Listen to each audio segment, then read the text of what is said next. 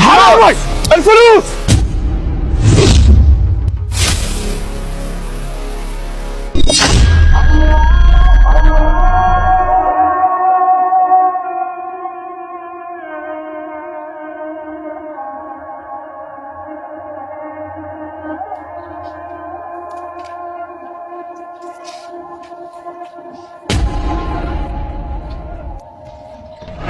عبدو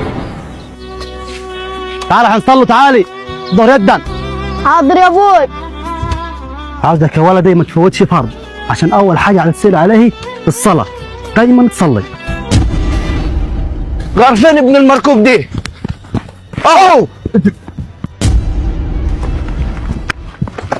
خد رايح فيها. هات الشدي والله لكتف الكلب دي. انا اسف يا رجالي، انا والله العظيم ما حرامي، انا الظروف اللي حطتني في كده، حقكم علي. حق مين يا ابو حاج؟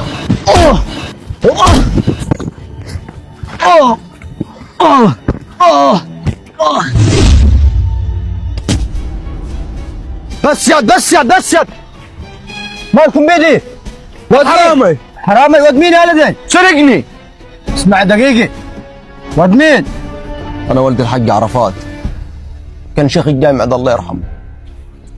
ود الحج عرفات الله يرحمه، ده كان اعز الناس لي، بس يا تسيبوه يقول لي حقه ياخذي. قلت بس انا خلاص يا عم الحاج، احنا حقنا وصلنا، يلا بينا يا رجالي. وانت يا ولد ايه اللي يمشيك بسكه الشمال داي؟ ده حتى ابوك كان راجل محترم. على العموم تعال نتكلموا في البيت.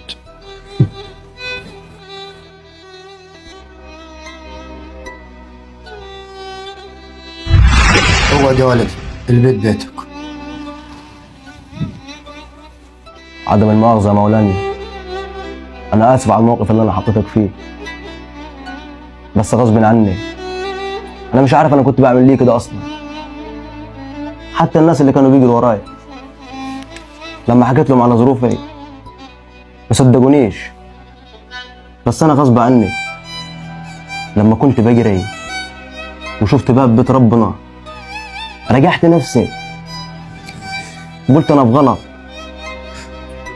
الله يرحمك يابا، لو كان عايش كنتش عملت كده. بص يا ولدي، انت ابوك كان صاحبي، وانا هنديك كلمتين مكان ابوك. اتفضل يا مولانا، واي حاجه هتحكم بيه انا راضي. بص يا ولدي،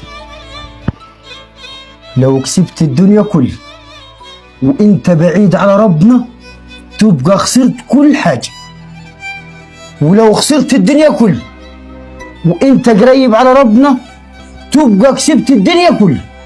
كلامك اثر فيا يا عم الشيخ، نفس الكلام اللي كان يقولوا لي مرحوم ابويا، اللي انا ما سمعتش كلامه. تنصحني اعمل ايه يا عم الشيخ؟ صلي على النبي يا ولدي. لا يا ابو الجامع اللي انا ضحكتك من قدامه دي قوم بيني، وقف على بابي وخش وقول يا رب، وربنا بيقبل التوبه يا ولدي. قوم. السلام عليكم ورحمه الله. السلام عليكم ورحمه الله. عد إلى الله، عد إلى الله ولو أذنبت 1000 مرة. عد إلى الله ولو أذنبت 1,000,000 مرة. قل يا عبادي الذين أسرفوا على أنفسهم لا تقنطوا من